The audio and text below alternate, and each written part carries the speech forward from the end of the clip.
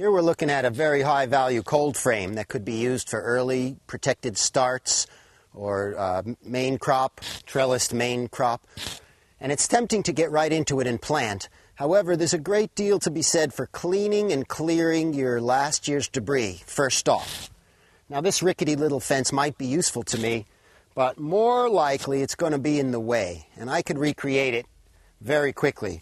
So I'm going to just take the opportunity right now to do a little bit of clearing work. And this not only gives me access to the bed, but it allows me to begin to recreate the spatial situation, the reality of which crop we're going to put in next. And now I have access to the bed. Good to get all the debris out. These sticks can be trucked up to a depot. However, notice that I'm keeping the mulch in place. It's tempting to peel back the mulch to get at the beautiful, rich soil underneath and plant. However, this mulch is critical in keeping the bed well moisturized and well protected from the damaging effects of the sun.